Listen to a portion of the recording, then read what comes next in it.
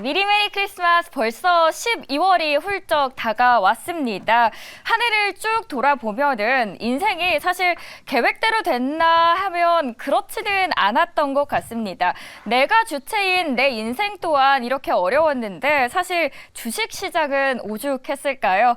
미래를 예측하는 거 굉장히 어렵죠. 사실 불가능에 가깝습니다. 그래서 우리는 시작을 예측하기는 어려운데 다만 할 수 있는 게 있습니다. 추세를 확인해서 그 추세를 통해서 현재를 활용할 수 있겠죠. 그러기 위해서는 먼저 어떤 리스크들이 있는지 그 리스크를 알고 최소화하는 방법들을 알아가 보도록 하겠습니다. 2024년 어떤 변수들이 있는지부터 오늘 확인해 보도록 하죠. 화면 열어볼게요. 2024년의 변수는 두 가지로 나눠 보도록 하겠습니다. 먼저 첫 번째로는 기준금리 인하입니다. 현재 CPI 그리고 PCE까지 공개되면서 내년의 금리 인하에 대한 기대감은 더 높아지고 있죠. 이러면서 그동안 미국 때문에 내리지 못했던 이 금리 인하를 한국 또한 할 수 있게 될 가능성까지 높아지고 있는 상황입니다. 전문가들이 예측하기를 2024년 3분기부터 분기별로 한 1회씩 기준금리 인하가 예상된다라고 합니다. 그리고 두 번째 변수, 바로 내년에 미국 대선이 기다리고 있습니다. 불같이 두 분의 그림을 한번 가져와 봤는데 많이 보셨죠? 왼쪽에는 바로 트럼프고요. 오른쪽에는 바이든입니다. 2024년 11월로 예정되어 있는 이 미국의 대결, 현재 제3의 인물이 과연 나올까라는 가능성은 굉장히 희박해지고 있는 상황이죠. 그래서 이 두 분의 대결로 굳혀지고 있는 분위기인데 문제가 하나 있어요. 지금 오른쪽에 보이시면 바이든 대통령의 지지율 추인데요. 쭉 하고 계속 내려가고 있죠. 그래서 지금 트럼프에 대한 당선 확률이 더 높아지고 있는 분위기입니다. 이 상황에서 그러면 우리는 뭘 주목해야 되냐? 두 가지입니다.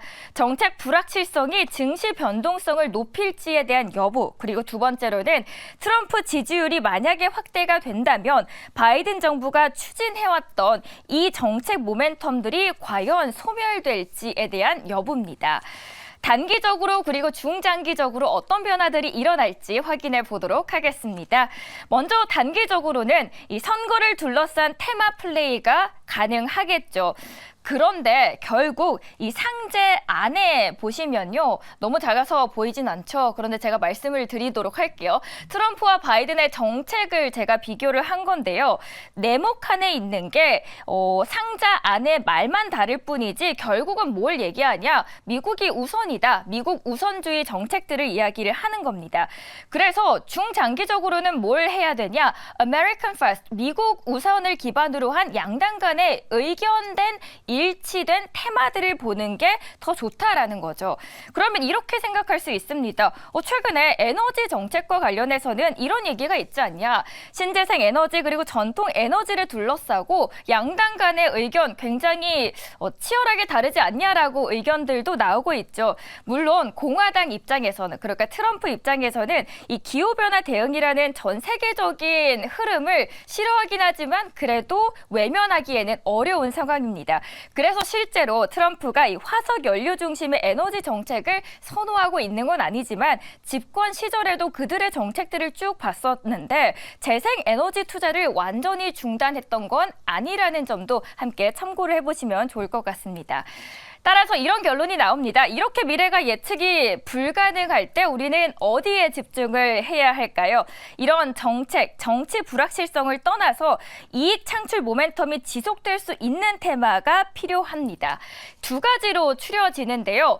게임 그리고 바이오입니다. 먼저 바이오는 주가는 오래 쉬었지만 그래도 금리 하락의 수혜를 받을 가능성이 큰 업종이고요. 그리고 게임은 밸류에이션과 주가는 많이 낮아져 있고 여기에다가 AI 기술이 활용되면서 앞으로 그 가능성이 더 높아질 수 있다라는 관점입니다. 자, 그럼 첫 번째로 우리 게임 한번 알아보도록 하겠습니다. 동이 트기 시작합니다. 바로 게임이죠. 2023년 2023년 유독 부진했던 시장입니다. 상위 6개사들의 합산 매출액을 보니까 무려 전년 동기 대비해서 12%나 역성장했습니다. 이 안에는 크래프톤, NC소프트, 넷마블, 위메이드 등등이 들어 있습니다. 한마디로 모바일 게임 시장이 개화한 이후에 최악의 시기를 보냈다 해도 사실 과언이 아니었습니다. 그 이유는 이겁니다. 바로 국내 매출 의존도가 아직까지 너무 높았기 때문이죠. 그런데 달라집니다. 2024년은 게임 업종에 대반격의 시기가 온다라는 게 증권사들의 대다수 관점입니다. 올해와 달리 대부분들의 게임들이 글로벌 타겟으로 하는 작품들에 있어서 긍정적인 환경들이 조성되고 있습니다. 아래 표를 보시면 알 수 있는데요.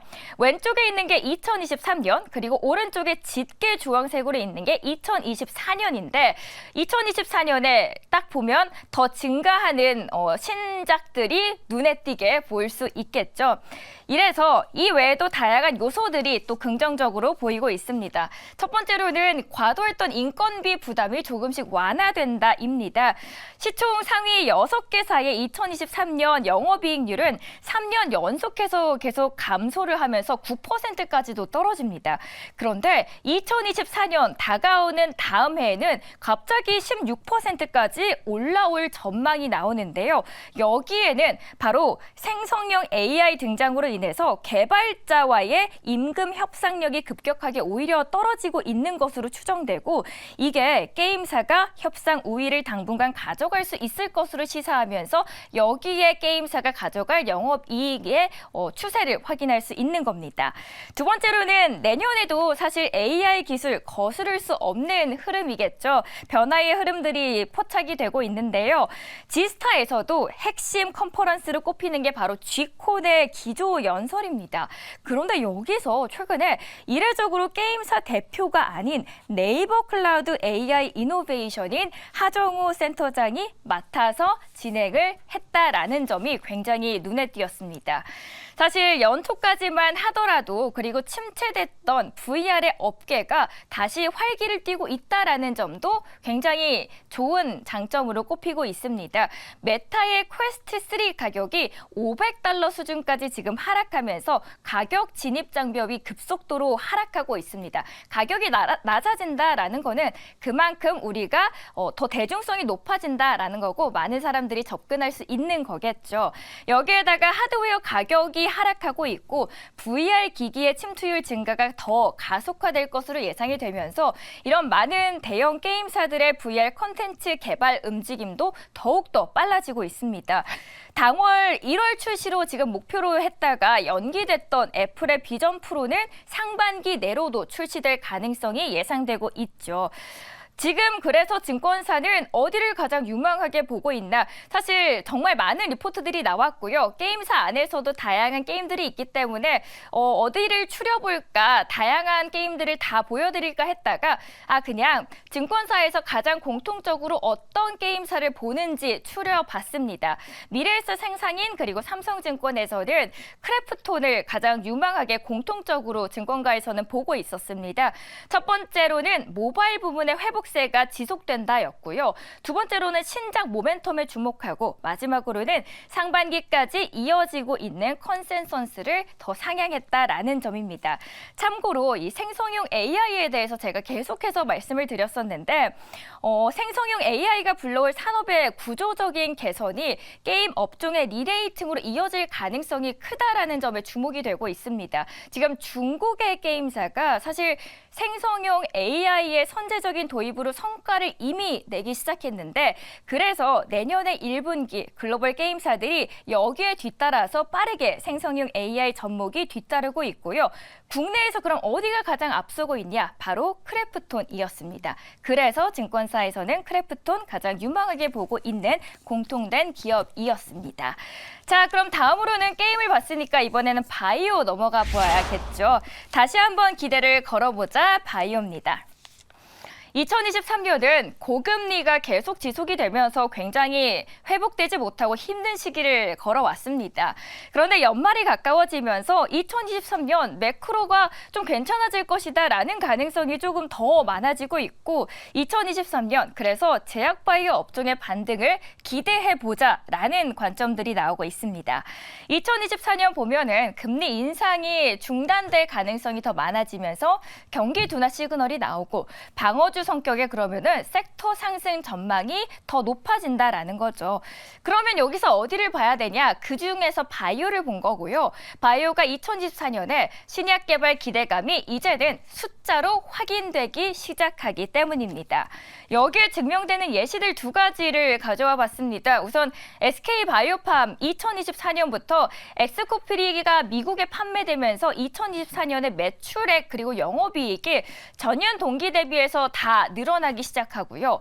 유한양행의 오스코텍의 랭라자 또한 2024년 FDA의 허가를 획득하고 국내 매출 또한 더욱더 견고해지고 그 내년까지도 본격적으로 글로벌 판매가 더 늘어나면서 매출과 영업이익이 모두 늘어나고 있다라는 걸 확인할 수 있죠.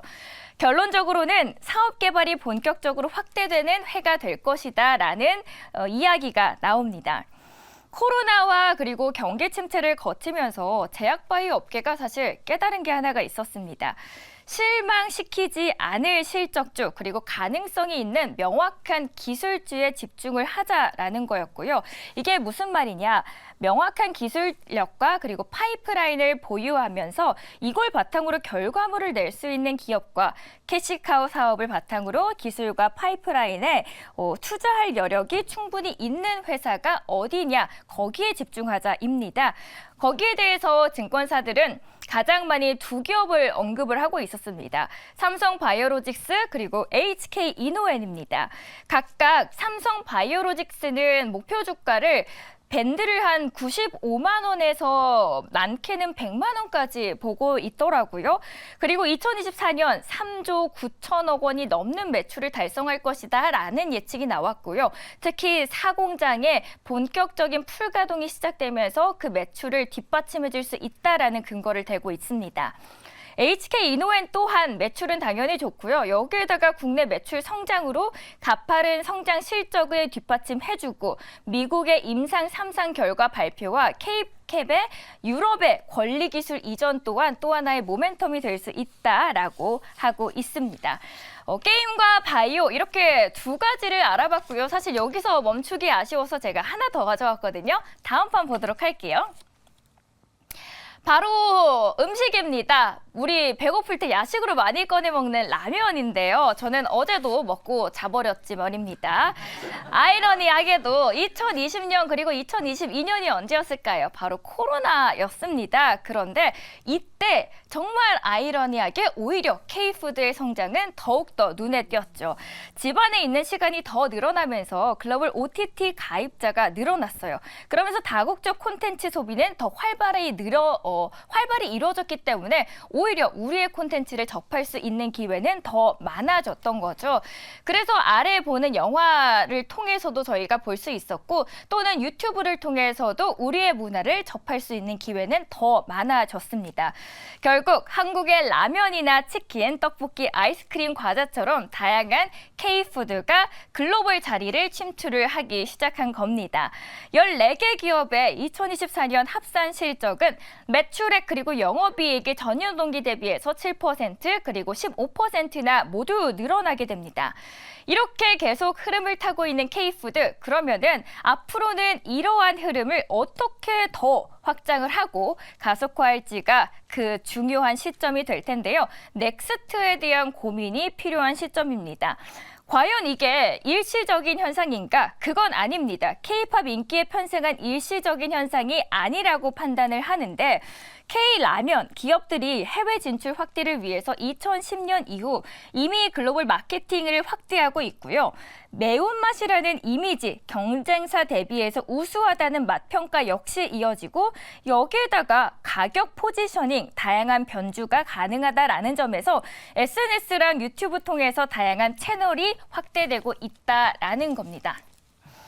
그러면 이게 과연 과거에 비슷한 이력이 있었나 찾아보니까 일본의 음식료와도 비슷하더라고요. 1964년에 동계올림픽 직후부터 일본의 스시는 정부 주도의 음식 세계화를 추진하기 시작합니다. 사실 그때 당시에는 이렇게 날 것을 그냥 먹는다고? 라는 인식이 있었는데 일본에서 정부는 이거 날 것을 위생에도 정말 안전하다. 그래도 먹을 수 있다라고 하면서 무수히 많은 스시의 종류와 함께 건강식이다라는 인식을 심어주기 시작합니다.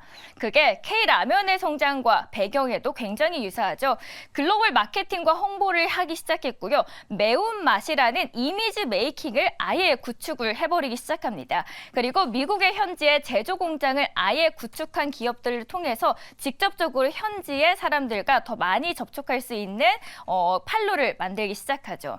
라면 역시 오랜 기간 인기가 그래서 지속될 수 있는 조건들이 여러 가지가 있고요. 그리고 이 외에도 참고로 그냥 몇 개를 적어봤는데 파스타면 500g을 기준으로 미국에서는 2달러에서 3달러 가격대인데 라면은 한 봉 여기에다가 사실 파스타면을 만들려면은 이 외에도 면만 넣을 수는 없잖아요. 저희가 새우도 넣어야 되고 여러 가지 다양한 취향에 맞게 넣어야 되는데 라면은 사실 저희가 한 봉지면 되죠. 여기에 스프 하나면 되니까요. 이게 1.5달러 내외만으로도 충분히 식사가 가능하다라는 점에서 가성비도 탄탄하다라고 알 수 있습니다.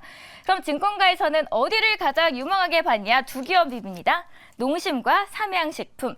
농심은 일단 미국 내에서 공장을 이미 보유하고 있다는 장점이 있고요. 신라면을 비롯해서 신라면뿐만 아니라 다양한 제품 라인업을 이미 보유하고 있습니다. 그리고 삼양식품은 불닭볶음면이라는 확고한 컬러와 아이템을 보유하고 있고 아시아 지역 내에서도 우리나라 안에서도 많이 팬층을 보유하고 있죠. 이 외에도 밀양 2공장 증설을 위한 카파를 끊임없이 확대하고 있다라는 계획을 통해서도 앞으로의 확장성은 저희가 볼 수 있다, 확장될 수 있다라는 측면을 확인할 수 있었습니다. 제가 열심히 달려와서 한숨을 한번 마시도록 하겠습니다. 숨가쁘게 달려왔어요. 자, 2023년 정말 이렇게 숨가쁘게 달려온 한 해였는데요. 2023년 끝내고 2024년 우리는 어떻게 대비를 하면 좋을지 정리를 하는 시간을 갖도록 하겠습니다. 자세한 인사이트는 저희 전문가님들과 함께 이야기 갖는 시간 갖도록 하겠습니다. 혜리님, 네. 2023년 어떻게 잘 보내셨습니까? 올해 유독 더 빨리 지나간 것 같아요. 누구한테나 그러겠지만 어떻게 지나갔는지 모르겠어요. 그리고 또 토토주 쇼도 함께한 지 지금 정말 반년이 넘었잖아요. 그렇죠. 정말 후루룩 지나간 느낌이 많이 드는 것 같아요. 혹시 올해도 그럼 주식을 시작하셨는지요? 아니요, 막 더 하지도 않고 저는 계속 초보 투자자입니다. 너무 겁이 많기 때문에 쉽게 어떻게 할 수가 없어요. 매주 제가 와서 하는 고민이 투자할까? 시작해볼까? 할까 말까? 너무 무서워서 아직까지도 막 선뜻 하지는 못했어요. 자, 그러면은 지금 이 시점에서 우리 혜리 MC님이 투자를 해서 네. 수익을 낼 수 있을지 산타랠리가 이루어질 수 있을지 황봉 MC님께 한번 여쭤보도록 하죠. 지금 올해 증시 얼마 남지 않았거든요. 말 잘하세요. 제 인생이 달려있을 수도 있어요. 벌써 12월입니다. 예. 산타랠리 지금 상황에서 희박해 보이는지 아니면 가능성이 있어 보이나요? 이거는 정말 어려워요. 아까 오프닝에서도 우리 박철순 매니저님도 얘기했지만 그 지표를 확인할 것들이 좀 있어서 그렇죠. 굳이 이 끝 무렵에 그치. 들어가서 물리는 것보다는 오히려 새해 늘 보면 새해에 강한 섹터가 나타나요. 뭔가 치고 나가는 거 있어요. 그때 그거를 골라서 가는 게 더 나아서 지금은 조금은 관망하는 게 어떨까. 좀 조심스럽게 접근하면서 관망하는 게 좋다라고 전 개인적으로는 생각하고 있습니다. 지금 강하게 생각하시는 섹터가 그럼 있으십니까? 비트코인이요. 진짜 농담이 아니라 비트코인이 이게 농담이 아니라 비트코인이 지금 너무 지금 그 21선을 타고 추세 타서 지금 잘 가고 있어요. 네. 예전처럼 불안정하게 이 어떤 기복이 세지도 않고 잘 가고 있어서 그쪽을 저는 솔직히 좀 보고 있어요. 예. 박철수 매니저님은 제가 처음 뵀는데 먼저 인사부터 드리겠습니다. 네. 안녕하세요. 네. 이제 올해가 얼마 남지 않았는데 네. 황봉현 씨님께서는 이제 비트코인 가상화폐 좋다라고 하셨는데 매니저님께서는 어떻게 보시는지요? 저는 뭐 진짜 화폐 좋아합니다. 일단 이게 주식 방송이고 아니 네. 코인 쪽도 사실 성장 가능성은 있다고 제가 지난주에도 저희가 특집으로 방송을 했었거든요. 근데 일단 비트코인은 중장기로 넣기는 굉장히 좋아 보이고요. 이제 ETF도 나오고 실제로 현물들이 들어가기 시작을 하니까 뭐 장기로는 괜찮은 것 같습니다. 하지만 아무래도 조금 걸리는 거는 기업 분석 이런 게 잘 안 된다는 거. 기업이 아니기 때문에 그래서 그런 부분들은 좀 조심을 하셔야 될 필요가 있겠고요. 산타랠리 이야기 하셨는데 저도 마찬가지입니다. 뷰가 똑같아요. 왜냐하면 연말에 무조건 오를 거다라는 생각을 가지고 종목을 고르기 시작하면 리스크를 잘 못 관리하고 사는 경우가 많거든요. 장점만 보고 사는 경우가 많이 생기는데 그러면 안 됩니다. 일단은 지금 FOMC라든지 아니면 지금 경기 침체 그리고 계속 남아있는 뭐 지정학적 리스크 이런 것들이 계속 나오고 있기 때문에 언제든지 변동성이 생길 수 있는 장이거든요. 그래서 일단 12월 이때까지는 변동성이 생길 때도 좀 강하게 버텨줄 수 있는 종목들 아까 뭐 종목 소개해 주셨는데 음식료 같은 게 어떻게 보면 철저하게 방어주에 가깝죠. 그래서 실적이 받침이 되는 방어주도 포트폴리오의 비중을 어느 정도 확보해 놓으셔야 연말에 있을 주요 일정을 소화할 때 생기는 변동성을 좀 피할 수 있을 것 같습니다. 황봉임 씨님 네. 어제 JP모건에서 이제 이력이 있으셨던 전문가님과 네네. 함께 대담을 나누셨다고 네네. 하셨는데 그 미국의 상황 내년 경기 전망 어떻다고 보시나요? 그분은 지금 자체가 사실 골드락스 구간이다라고 아예 생각을 하고 있더라고요. 그래서 경기 침체 쪽보다는 오히려 내년에도 미국장은 좋아질 것이다라고 말씀을 하고 있거든요. 그래서 그 말에 공감을 했던 것들 중에 하나가 이제 여러 가지 이제 금리 인하 시그널도 나오기 때문에 요 관련된 섹터들은 역시 미국을 또 이끄는 지적재산권을 가지고 있는 M7을 얘기를 좀 하시더라고요. 그래서 근데 이분은 그 종목에 투자를 안 하고 ETF에 투자를 많이 해서 이거 얘기해도 될지 모르지만 그분이 이제 좀 힌트를 좀 줬거든요. 우라늄 관련 ETF 요쪽을 좀 좋게 보시고 또 내년에 이제 금리 인하 사이클이 나오기 때문에 리치 ETF 그러니까 부동산이죠. 근데 부동산 쪽에서도 이제 상업용 쪽보다는 이제 개인이 살 수 있는 주택 요쪽으로 하면은 수익률이 좀 나올 것이다라고 그 뷰를 내년에 보고 계시더라고요. 그럼 내년의 뷰가 좋다라고 이야기를 하셨고 철수 매니저님 CPI 그리고 PC도 내년에 금리 인하에 베팅할 가능성이 조금 더 커지고 있는데 네. 그렇다면은 우리 증시와 동조화될 가능성이 어느 정도인지 내년에 우리 증시도 좋아질 수 있는지요? 저는 일단은 우리나라 증시 굉장히 좋게 보고 있습니다. 일단 아시아 태평양 지역에 있는 많은 국가들이 있는데 우리나라가 압도적으로 성장률이 높을 걸로 보고 있는데요. 일단 지금 골드만삭스 속에서도 내용을 보면은 내년에 이제 이 주당 순이익이라고 하죠. EPS 성장률이 한 50%대까지 지금 보고 있거든요. 그리고 내후년이 2025년인데 이때도 한 20% 정도 이익이 좀 상승하는 구간에 나올 것이다라는 내용들이 나왔습니다. 이 이유가 굉장히 어떻게 보면 간단한데 우리나라에서 가장 큰 산업이 뭐죠? 반도체. 그렇죠. 네. 그런데 반도체 업황이 최근까지 굉장히 안 좋았었거든요. 그러니까 올해 같은 경우는 작년 대비해서 이익이 굉장히 많이 감소를 했어요. 그런데 지금 반도체 업황 실제로 개선이 되고 있죠. 실제로 주요 지표인 뭐 디램이라든지 낸드도 이제 바닥 만들고 올라오고 있기 때문에 반도체가 최악에서 이제 회복을 하기 시작한다? 그럼 이익이 갑자기 급성장할 수 있는 거죠. 그래서 아시아 태평양 지역에서도 압도적으로 우리나라가 이익률이 좋을 것이다. 그래서 시가총액 상위 종목 그리고 전체 우리나라 증시에서 이익이 늘어났는데 주가가 안 올라갈 이유는 없다라고 보는 거죠. 그래서 어떻게 보면 저는 종목별로는 미국보다 좀 좋게 보는 것도 있습니다. 오, 미국보다도 더 좋아질 수 있다라고 하면 저는 이제 여쭤보고 싶은 게 네. 어느 섹터가 가장 장밋빛 전망을 누릴 수 있는지입니다. 여러 가지 있는데 세 가지만 살짝만 말씀드리면 네. 일단은 뭐 반도체 빼놓을 수가 없죠. 이제 바닥에서 탈출하는 구간이기 때문에 일단 지금 AI가 너무 이제 유행이고 실제 이제 실생활에 접목이 되고 있기 때문에 관련된 제품은 수요가 늘어날 수밖에 없습니다. 그래서 고대역폭 메모리인 HBM이 필요한 상태고 지지난주였나요? 그래서 제가 HPSP도 소개를 해드렸는데 신고가 뚫고 지금 계속 경신 중입니다. 그래서 시장에서 지금 수급도 유입이 되고 있는 상황이기 때문에 계속적으로 관심 있게 지켜보시면 좋을 것 같고요. 그 다음에 추가적으로는 이제 온디바이스 관련된 온디바이스 AI도 당연히 중요합니다. 왜냐하면 이제 기계에서 직접 AI가 서비스를 제공해 주는 거거든요. 쉽게 얘기하면 보통은 서버를 거치는데 기계 자체대에서 하기 때문에 시간이 빠릅니다. 실시간 대응이 훨씬 더 유리하기 때문에 적용이 되는 거고 실제로 내년에 지금 삼성전자가 갤럭시 S 신제품이 24인가요? 네, 맞아요. 그렇죠. 24. 네. 거기에 이제 적용을 하려고 하고 있어요. 그러니까 세계 최초의 AI 폰이 우리나라에서 나올 것 같습니다. 그래서 관련된 제품들 당연히 수요가 늘 것 같기 때문에 온디바이스 관련된 종목들, 예를 들어서 뭐 설계 쪽, 반도체 설계라든지 이런 기업들 좀 유심히 지켜보시면 좋을 것 같고요.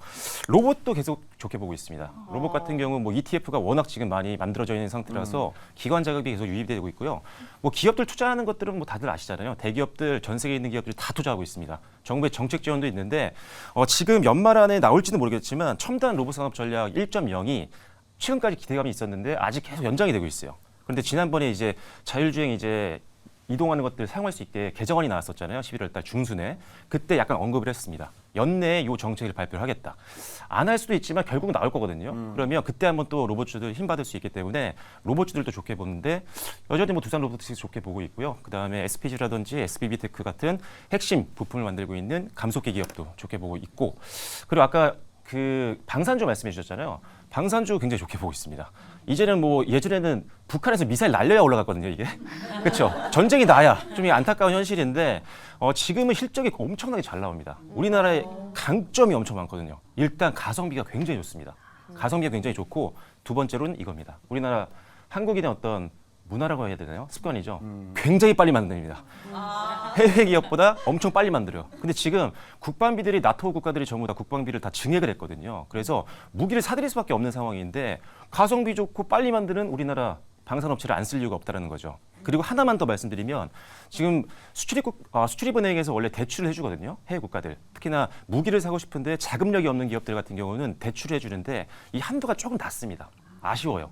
그래서 이 부분을 지금 국회에서 논의를 하고 있어요. 개정안을 만들어서 한도를 좀 증액하는 법안이 논의가 되고 있기 때문에 이게 만약에 통과가 된다. 그럼 또 방산주에 엄청난 힘이 되고 대출 한도를 늘렸기 때문에 돈이 없는 국가에서도 우리나라에게 수주를 더 늘릴 수 있는 확률이 높아집니다. 그러면 매출도 더 성장할 수 있는 상태가 만들어지기 때문에 정책 수혜 기대감도 있다는 점 기억하시면 좋을 것 같습니다.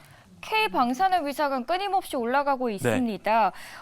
최근에 폴란드 이제 정권이 바뀌게 되면은 K방산에게는 좀 장애물이 될 수 있다라는 이야기들이 언급되고 있는데 네. 거기에 대해서는 어떻게 보시는지요? 저는 개인적으로 뭐 그 정치는 잘 모르겠지만 일단은 뭐 크게 걱정 안 하고 있습니다. 주식적인 측면에서는. 왜냐하면 정권이 바뀌더라도 지금 어떤 시장에서 방위 산업 쪽에서 무기라든지 이런 것들이 필요한 거는 메가 트렌드거든요, 지금.